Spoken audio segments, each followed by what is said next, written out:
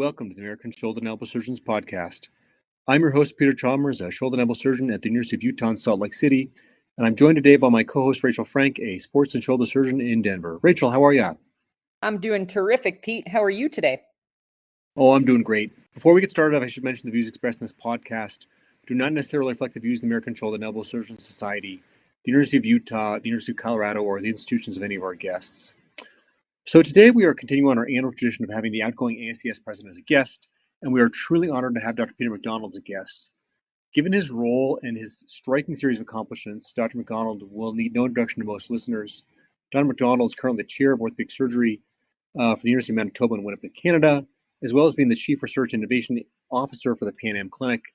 He holds multiple roles in Winnipeg, including being the team physician for the Winnipeg Jets, the Winnipeg Blue Bombers. He's passed around to the Canadian Orthopedic Society. He's published over 150 research manuscripts and is perhaps best known for his series of randomized clinical trials he orchestrated, including the remplissage trial, the biceps tendinosus trial, the scope versus open lateral condylitis trial, the chromioplasty trial, the single versus double row trial, etc. Having tried to do some randomized studies myself, it's very difficult to truly convey the difficulty and complexity in executing these types of studies, but the results you get from them are so powerful, and so each of these is a major contribution, and we all really owe Dr. MacDonald and his group for their perseverance in completing these studies, as well as for her service in leading our organization. Dr. MacDonald, welcome to the podcast.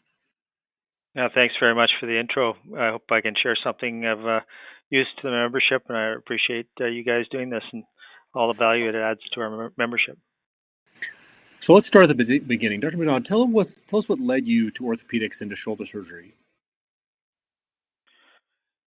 Well, I guess, like most people, it was an athletic injury that got me interested in orthopedics. I did have a brother-in-law, actually two brothers-in-law who were orthopedic surgeons, so they tweaked my interest, but I suffered a grade 3 AC separation when I was in first year university, playing for a intramural football team.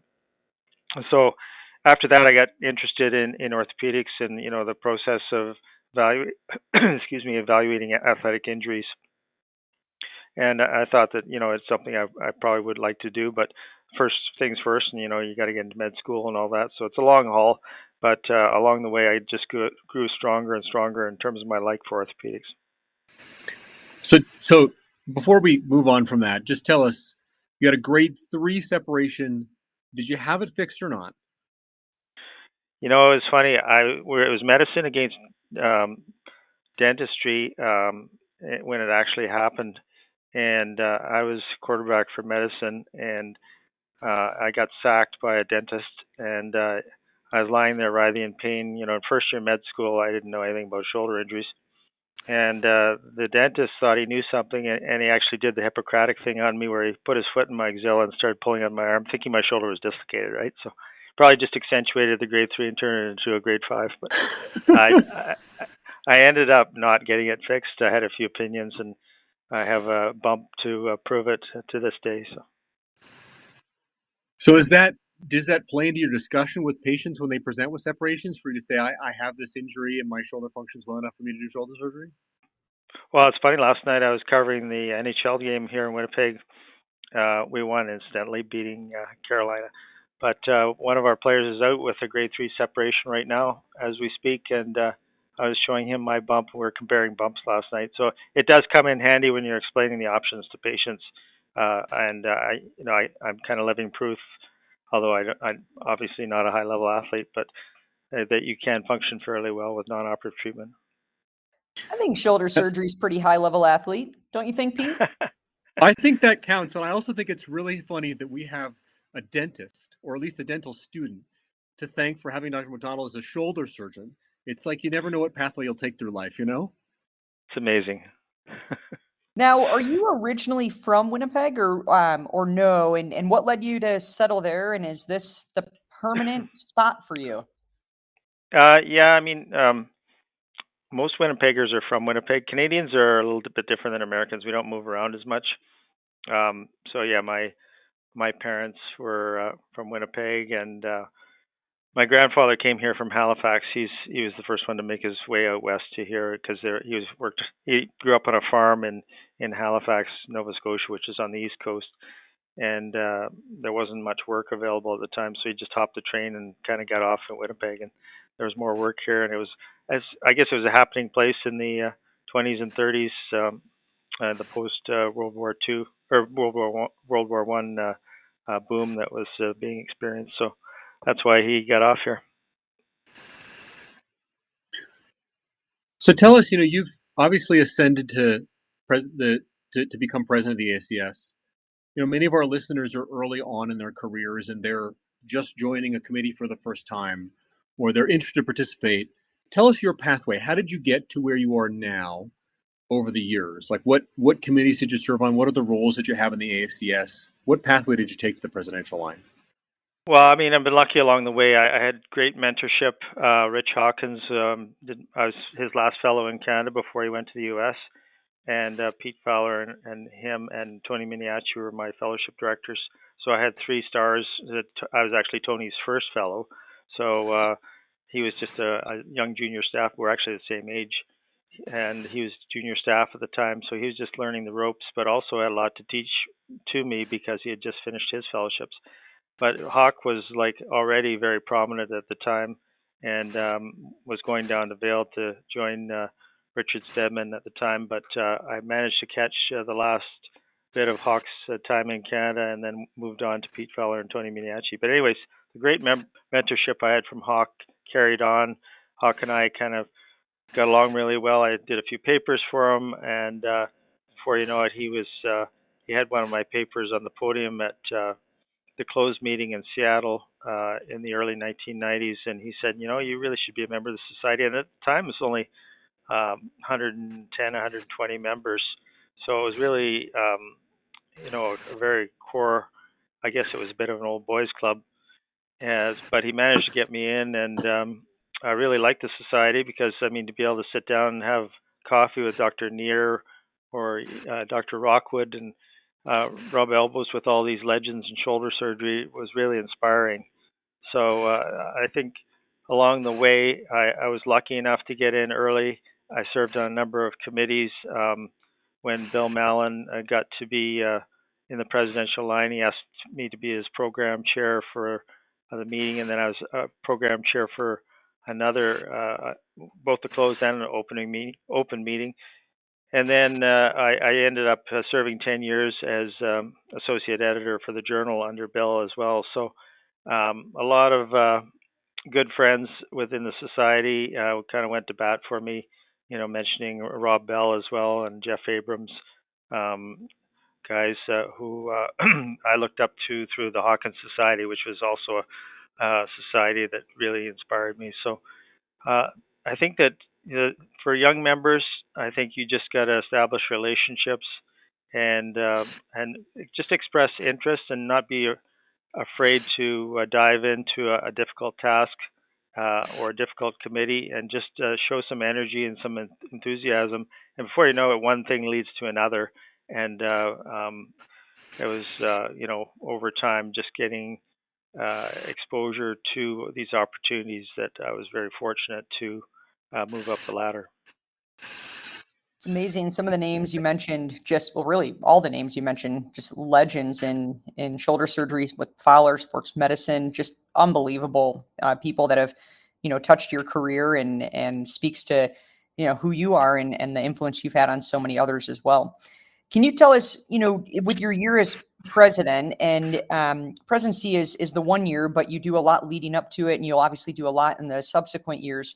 What do you think has been your most major accomplishment or accomplishments during the presidential year for ASES?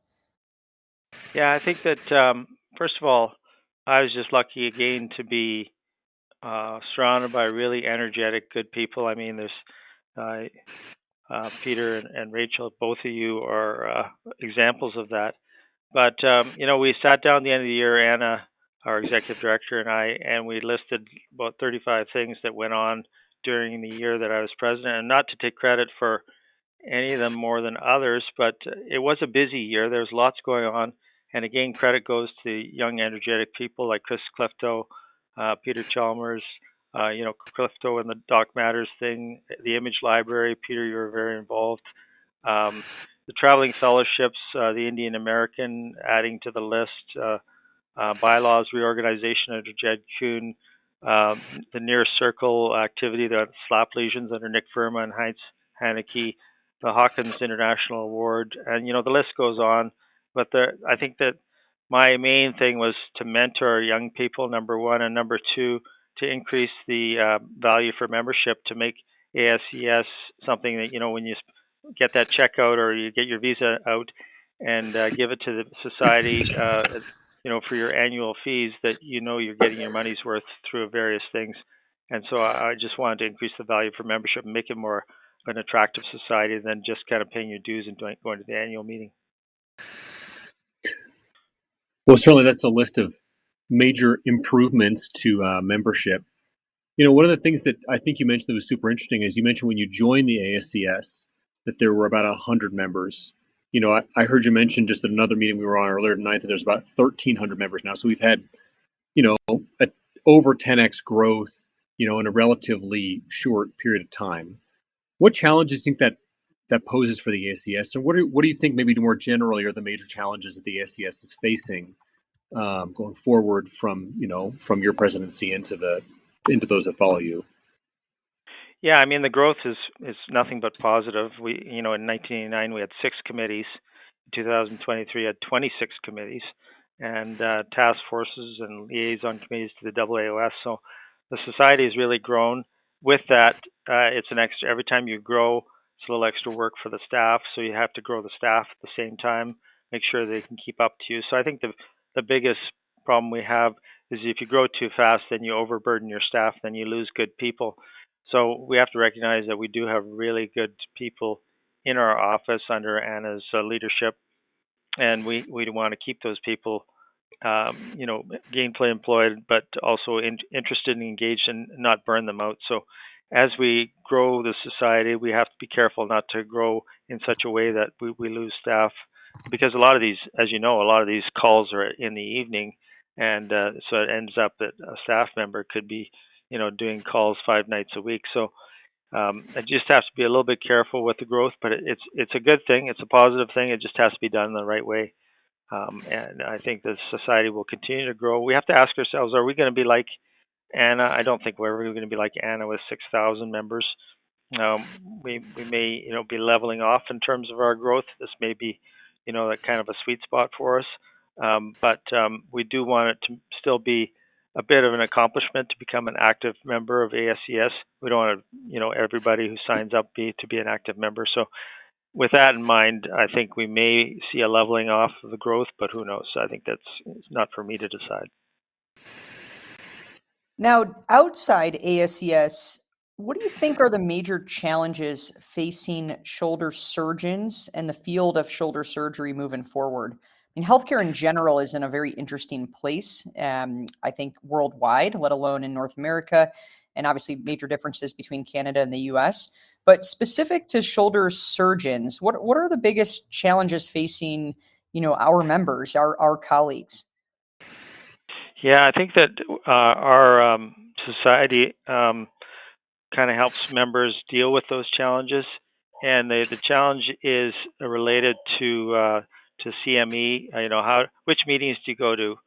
Which societies do you belong to? What is important to you? How do you keep up with things? And in that regard, I think we can offer a lot through ASES, but there's also a number of shoulder meetings that have popped up all over the place yearly. So I think that it's the difficult thing is for a young shoulder surgeon who may have limited time that he or she can take away from their practice.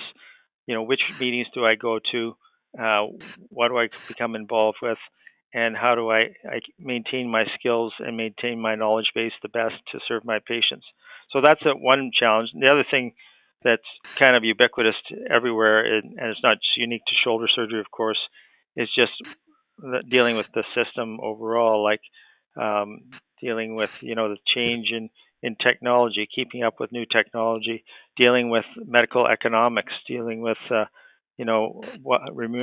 remuneration issues, dealing with the politics related to medicine, advocacy, things like that. So I think that, a lot of us would be just happy if we could get up in the morning, go operate on people, and have grateful patients after. But unfortunately, medicine is not that simple. There's a lot of stuff in terms of paperwork and office management and running a business and keeping up with things and employing staff.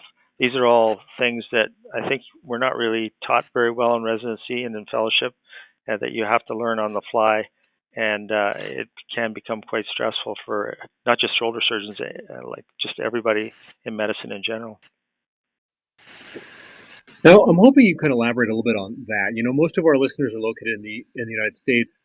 You're obviously located in Canada, and we're hoping you can tell us a little bit about the Canadian healthcare system, how it differs from what you know about the U.S. system from the perspective of an orthopedic shoulder surgeon. What's better, what's worse. Give us maybe a little bit of insight on how what you just mentioned is different maybe for you than it might be for someone practicing in the United States.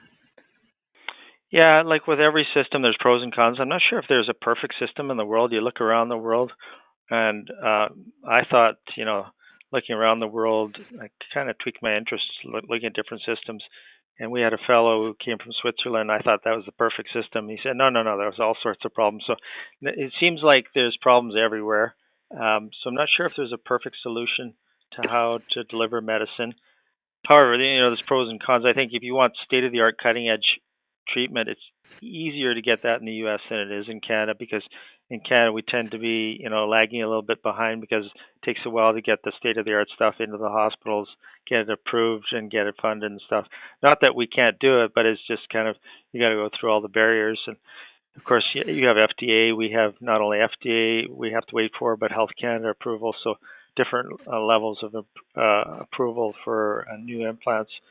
But the system in Canada, I guess it's probably, from a gross macroeconomic point of view, it's probably good value for the dollar to a certain extent, in that we spend about 11% of our GDP on healthcare, and everybody is covered. So if you have a heart attack, you're in good shape. You're going to be well looked after. If you have cancer, you're going to be well looked after. But if you have something elective, like you need a knee replacement or a hip replacement or a shoulder replacement, then unfortunately the system is such that you're going to have to wait a while, and the waits are going to vary. Now, politicians are aware that people are waiting too long, they're going to lose votes. So they try, and each politician tries to bring in initiatives to shorten the wait times. But it's just a system that if there's only so many dollars, and already our provincial budget, more than 50% of our provincial budget is spent on healthcare. So that leaves 50% for roads, education, everything else. So medicine is expensive, and keeping up with new technology, like if the cost of doing medicine increases by 7% a year and your GDP only increases by 2%, there's a gap there, and how do you make that up, right? So these are challenges I think we all face, not just in Canada but everywhere. But our waits are definitely longer, but we're still able to, offer our patients good treatments. Just the waits are a bit longer. Let me ask you a question that is a little bit outside the norm, but we have you on here. You're so experienced. You know our system in the US, your system in Canada.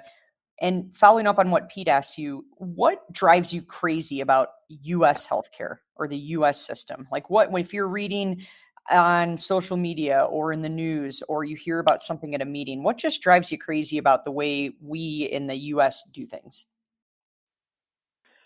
That's a good question. I think, again, you guys do a lot of things very well. Like, if money wasn't an object and I wanted to get the very state-of-the-art treatment, I would probably go somewhere in the States.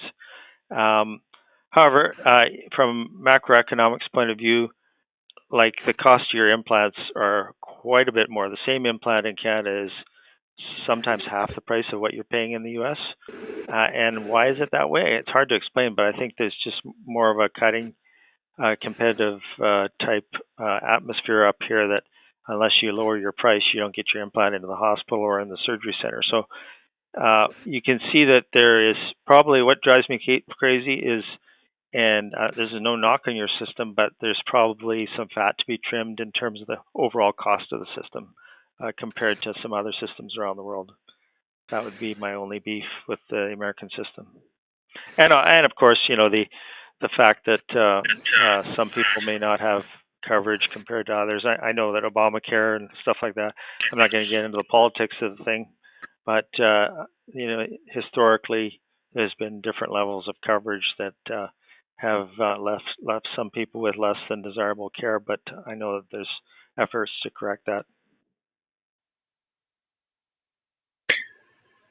Yeah, I when I agree with you, the cost of the implants is the thing that I think is interesting. What you mentioned is that there's huge heterogeneity depending on which hospital you're at as to the cost of the implant, and that is something that doesn't really make a lot of sense. I mean, if you try and go, for instance, and buy any other product, then because there's competition, there's relative homogeneity in the price, but the hospital systems, because they sign contracts that they can't disclose how much they pay, they really can't. They can't get benchmarking. It's that has been a huge challenge, I think, for our system that Right. I don't know how we're going to solve, and I think it's great for you to point it out. It's interesting when you talk to the implant manufacturers, though, they often will say, we use that money for R&D, and the only way we can get that money is through the United States because our margins are so thin everywhere else, and obviously that's a you'd have to. They won't disclose to you how much they actually pay for R&D, but I do think they're using some of that to develop new products. For sure. Yeah, I mean, it's part of something that you and I and Rachel can't solve, but there's definitely some fat to be trimmed if you look at the global picture of it.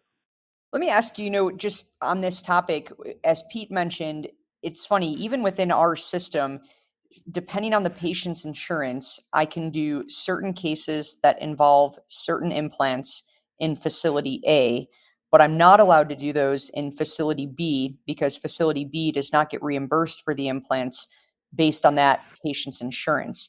And this really boils down into hospital facilities versus ambulatory surgery centers. And if they have commercial insurance, typically implants are covered anywhere. But if they have government insurance, often the implants are not covered in the ambulatory surgery center. And so you're forced to do them in a hospital setting.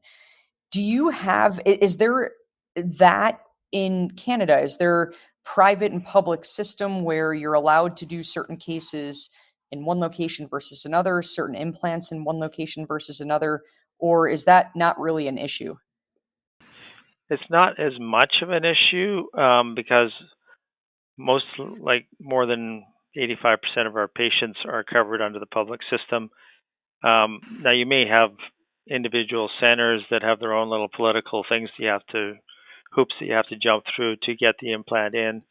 But one of the things you can do when you're trying to get your implant into hospital A is to just point out that hospital B is using it without a problem. So, but we also we function under a regional health authority, so a lot of our approvals are region wide, so cover the entire region that we live in. So it's not just one hospital; it's like under all the hospitals. So you fight it at that level, and then once you get it through, it should be able to be used at all the places. Having said that, it's not easy to get the new stuff in. And like I say, we probably lag behind the U.S. in terms of a new exciting toy that comes out. It takes a while. You kind of have to do all the paperwork, but also try and justify the additional cost in terms of the benefit for the patient. So that sometimes takes a while. Well, I'd like to move on to something that's beyond your role as president and beyond your knowledge of the Canadian healthcare system, which is one of the major contributions you've made, and really I think your group has made, have been this series of randomized clinical trials. And I mentioned the list of them, and each of them is like a landmark study that's potentially at least practice changing, or at the very least confirms that there's multiple different ways of doing something that are acceptable. Tell us a little bit about how this started. I mean, whose idea was this? How did you guys get started with this? How did you accomplish this? How did you execute this series of studies? Yeah, well, thanks for the plug. It's something we're quite proud of in Canada. It's not just me. it tends to be something we identify ourselves with. And I guess, how did it start? Well, when I was finishing my training, there was two individuals that went on to do their masters in epidemiology that kind of inspired our cross Canada group of sport medicine shoulder surgeons to do these trials. And that'd be the late Sandy Kirkley, who was really a go-getter. And when she joined ASES, she was someone who stood up and kind of questioned the dogma, sometimes raising some eyebrows. But she also was very strongly a proponent of randomized clinical trials, and actually taught us a lot about how to do them, how to administer them, how to set them up, and how to make them publishable. The other is Nick Motati, who's a sport medicine physician in Calgary, also with his master's in epidemiology, who came from the kind of the same sort of training as Sandy in terms of the epidemiology. So those two individuals led some great trials early on, the radio frequency heat probe, things like that. So that we kind of, when Sandy passed away, unfortunately, in a plane crash, we were kind of felt like we should pick up the ball and keep running with it. And we decided collectively, and I got to credit my partners across the country, especially Peter Lappner in Ottawa, who have helped me and collaborated with our center so many times on these trials. But we just decided to put our heads down and do it. Now, why can we do it in Canada more easily maybe than the U.S. is because I think Canadians, because of the nature of our system, they become quite tolerant to different things, not only wait times, but they become tolerant to, I think they're more apt to sign up for research trials that involve randomization than American patients would be. It's a cultural thing, I guess, but it seems like we can consent patients a little bit easier than our friends to the south. So that combined with the fact that we just kind of slug it out and get things done. It does take a long time. It's an average of 7 years to get a good RCT done. And sometimes by the time you finish, the question is no longer relevant. But some of the questions are still relevant, such as chromioplasty, remplissage, things like that, double, single row. So we've been quite fortunate to get these trials done. Now, Mo Bandari is also legendary up here for his epidemiology skills. Would tell us that our trials are way too small, that 150 to 100 to 150 patients in a trial is not enough. That his modern thinking is, we should have thousands of patients in the trial, just like the internal medicine drug trials. So maybe that's the way it's going to go. That's easier said than done, but we got a lot of skilled people up here who have guided us along the way, and we're very fortunate. Yeah, Bandari gave a great talk on that at the ASES closed meeting several years ago, and I think he's right. But the problem, I think, and I would be curious to hear your thoughts on this, and I have a follow-up to this maybe before that, but that really constrains the number of questions you can answer, right? Like there's only so many questions that can be addressed in studies of that size that have to involve that many centers. So I think that that's a fair criticism, but I think it also is really, like, there's just some questions you can't answer that way, and those questions are still of clinical importance. Like, do you agree with that, or do you think I'm off base? No, I totally agree. Like, we have the reason Peter and Lappner and I ended up collaborating so much is that we tended to be able to sit down and agree on protocols. We early on tried to have like 12, 15 centers involved, and we couldn't agree on the protocol. We couldn't agree on the inclusion criteria. We couldn't agree on the question, what operation we were going to do. So the more people you involve, the more complicated it gets. Now, huge credit to Al Getgood, who's conducting a massive trial in the ACL world of 1,200 people on the lateral extrarticular tenodesis. So he's managed to pull it off. He's got several countries involved in terms of centers of enrollment. But the more people you have, the more centers you have, the more complicated it gets, and it takes more work for sure. But I think it's a fair criticism, but sometimes it's easier said than done. I want to ask you about the chromioplasty study specifically. This I think is a very interesting one because maybe, and you can tell me if I've laid it out incorrectly, but there are, I think, now 4 randomized clinical trials that have compared, a chromioplasty versus no chromioplasty with cuff. And the overall gestalt of the 4 trials at short-term follow-up was no difference.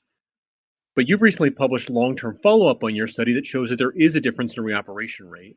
And we've talked about this a fair amount at my place because Bob Tajan, my partner, is the deputy editor at JSCS or JBJS, and I know fought for that study, and I think rightly so because I think it's a really important one. It's a hard one to do. So here's my question for you: why do you think the findings are different at long term, and are you doing an acromioplasty for your cuffs right now? Yeah, our short-term results. The original article about 10 years ago didn't show much difference. The reoperation rate was trending to be higher in the no acromioplasty group, but it wasn't statistically significant. But our long-term has demonstrated that there is a significant difference. And I think the difference is why are we showing it and the others aren't? If you break down the other studies, most of the other studies, if you break down the morphology of the acromion they're dealing with a predominantly type 1 and type 2 acromion. Whereas, and a lot of the studies, like I'm thinking, Tony Romeo's study, Gary Gartzman's study, the type 3 acromions were virtually excluded. So we tended to have a fairly significant percentage of type 3 acromions in our study. And that's where I think that you're going to show the biggest difference and the need for doing acromioplasty. So yes, I do it on most cases now. And I do think, that it improves my visualization. It still makes sense to me from just an overall biologic point of view of decompressing the cuff at the same time as you're repairing it. But there's going to be more studies. The jury's still out to a certain degree on somebody's going to have to replicate this work to really satisfy everybody. I'd love to pick your brain on not this particular study, but your thoughts on how, if it's even possible, to design a study on a very hot topic that's not only applicable to shoulder surgery, but really all of orthopedics, and that's the topic of biologics.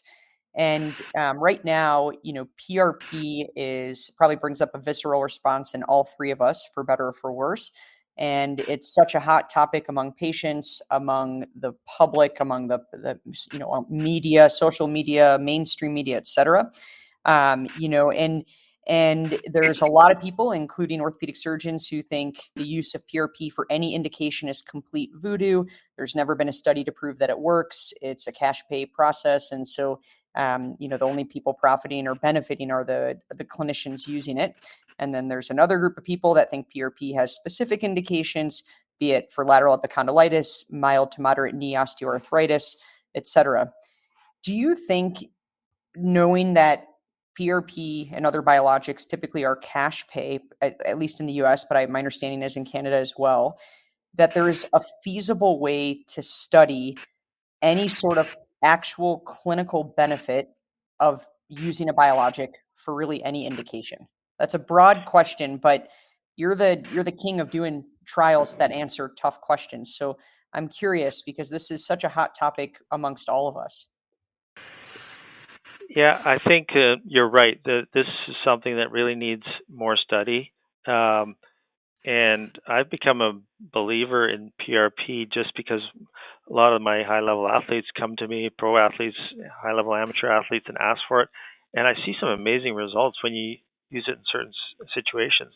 Now, that doesn't prove anything, but I think it's lending itself to some good RCTs. But the thing is with PRP, as you know, it's all over the map. PRP can be a number of different preparations. The technology keeps changing as to what leukocyte count you want, all that stuff. So if you can standardize it across a bunch of centers and do one specific injury, let's say just start off with femoral sided grade 2 MCL tear or something like that, and do PRP versus sham, like a saline injection in those, and just start with something where you can standardize it and keep it as pure as possible. I think that that if you're able to pull that off, then that kind of one study would follow after another, and you could kind of lend some science to the whole thing. I do think there's something there. It's just very hard to prove because there hasn't been very good studies so far.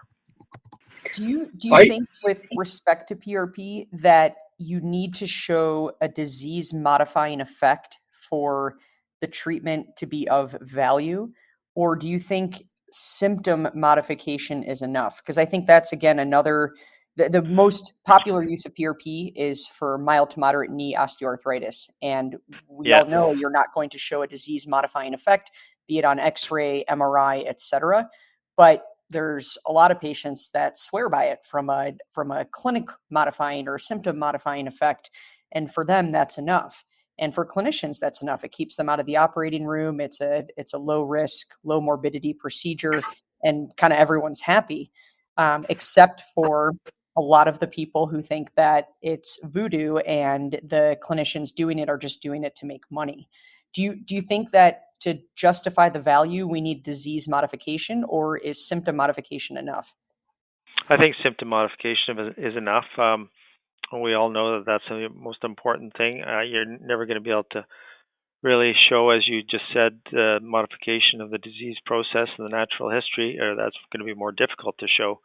But I think if you have, but the secret is to control that type of study as much as possible, keep it pure, keep it the same preparation, and have a control where they're getting a sham or a placebo, and do that study with several hundred people with the same stage of arthritis, and that's where we need more science. And the problem is there's just not enough level 1 studies. That's all. I think those are really wise words. Can I comment, Rachel? I mean, I think that you're totally heading in the right direction here.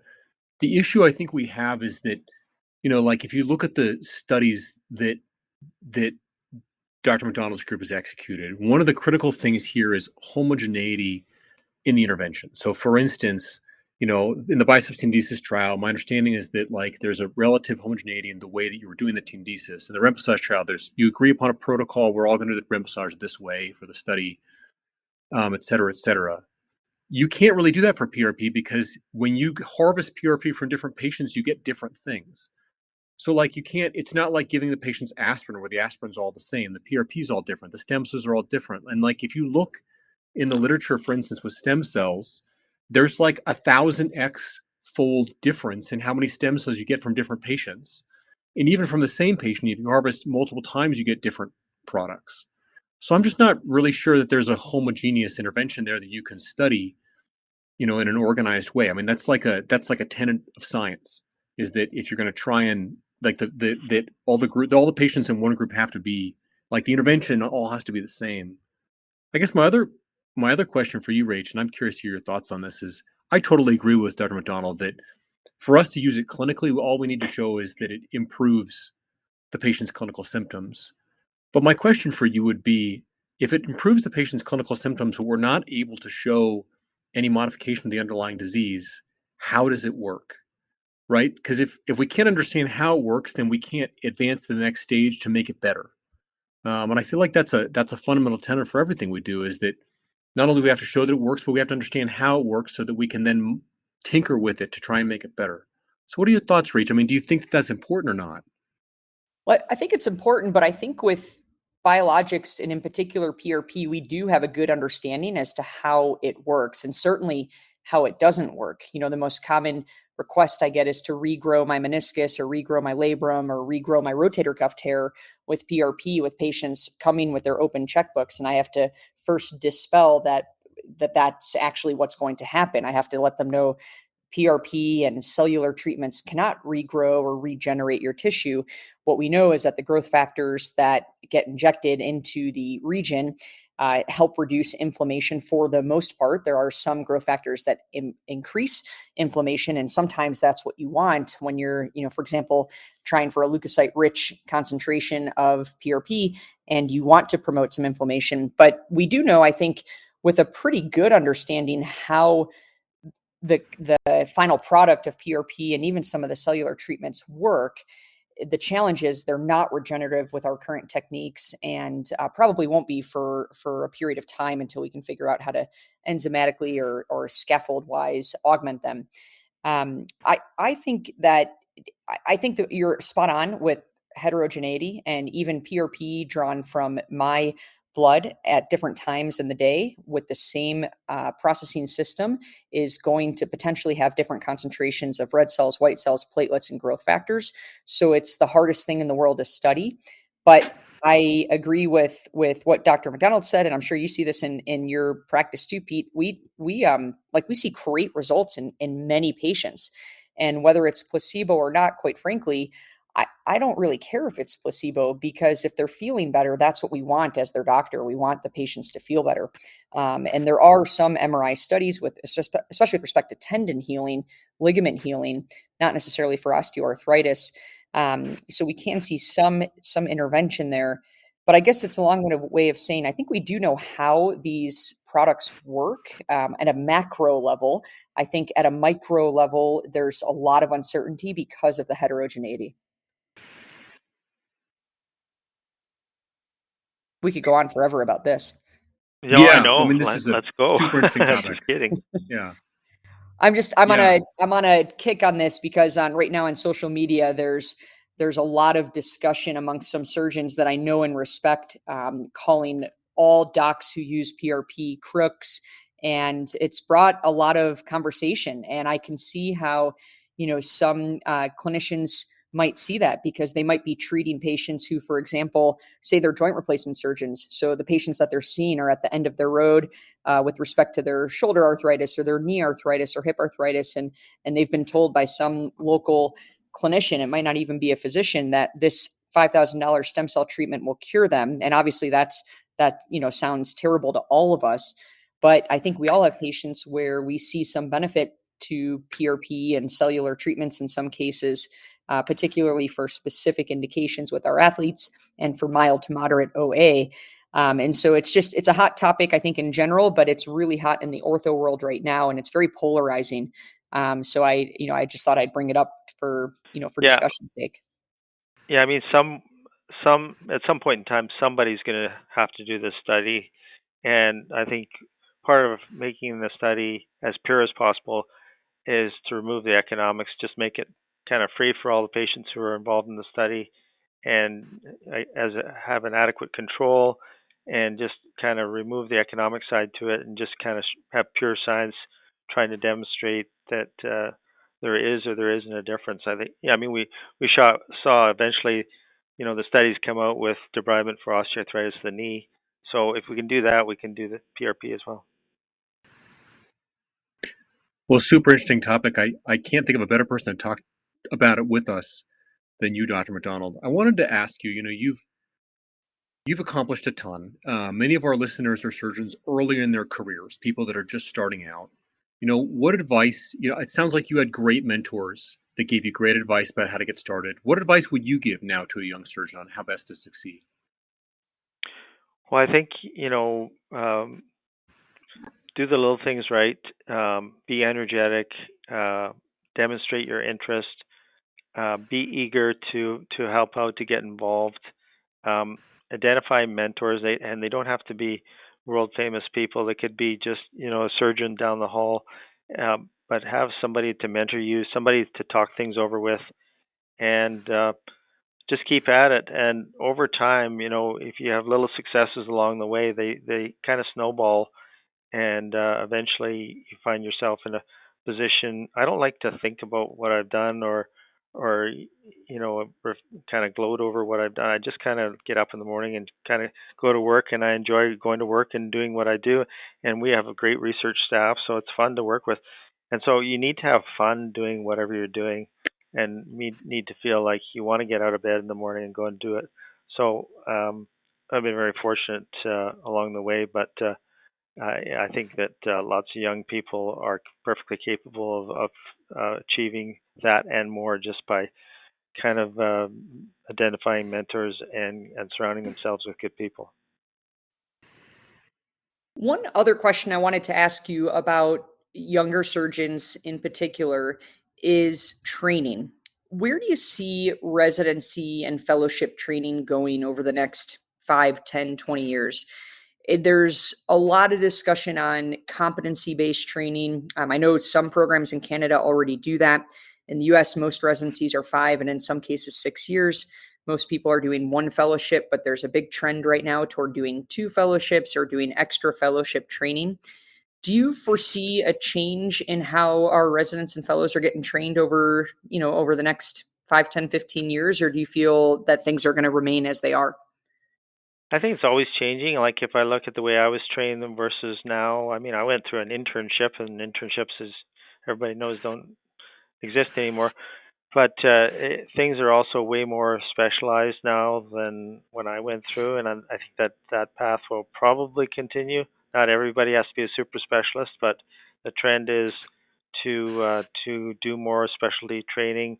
Most of our Canadian graduates now do 2 fellowships, and I think one of the reasons they do that is because there's so much to learn, and technical skills, I think, get honed at a fellowship level and not at a residence level. Like I think at a residence level, you learn how to deal with trauma and maybe do some arthroplasty, hip and knee. But to do the really fine subspecialized work that shoulder surgeons, for example, do, I think you need probably 1 or 2 fellowships. So I think that trend's going to continue, especially as medicine advances itself and gets more technical and more high-powered. But I also think we're going to be using more tools like virtual reality and things that there's going to be more robotics, there's going to be augmented reality, all this stuff. So that the landscape's going to change in terms of what's available for us in terms of technology for teaching and technology for delivering care. So I think that's going to continue to change, and it's going to affect our training as well.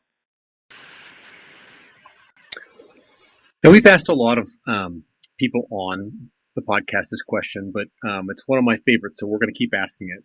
So if you could have dinner with anyone in history, who would you have dinner with, and where would you have dinner? Yeah, that's a good one. I think I definitely probably would end up having dinner with a sports hero. Sorry, it wouldn't be a doctor. I mean, somebody like Wayne Gretzky or somebody like that, because growing up in Canada, hockey is huge here, and we idolize our hockey players. Now, having looked after hockey teams, you realize these people are just everyday athletes. That you don't idolize them when you're looking after them, but it's somebody like Wayne Gretzky, Tiger Woods, somebody like that would probably be who I would have dinner with, and it'd be just nice to kind of sit down one-on-one and just chat with somebody like that for a couple hours. What do you think Wayne Gretzky orders for dinner? You think he's a steak kind of guy? Oh, I think actually I know people who know Wayne pretty well, and I think he's not the healthiest eater. Apparently. Where would you go? Any good restaurants you can recommend for us up north?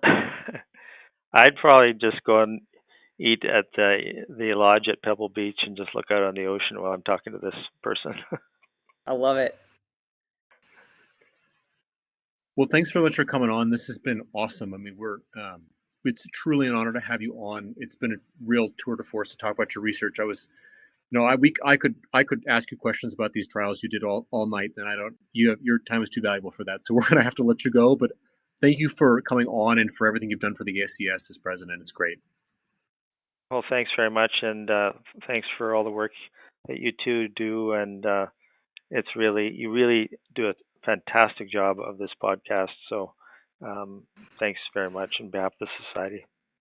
Well, I'll echo Pete. Thank you so much for coming on. And I'm almost wondering, Pete, if we should do a mini podcast series, several episodes dedicated to each of these studies, because I agree, we could talk about these. They're just such important landmark studies, let alone everything else you've contributed. So thank you so much. But that is all the time we have for today's podcast. We want to thank our guests for spending all this time with us. And for all our shoulder and elbow listeners out there, please don't forget to subscribe. And for Pete Chalmers, I'm Rachel Frank, and we'll see you next time.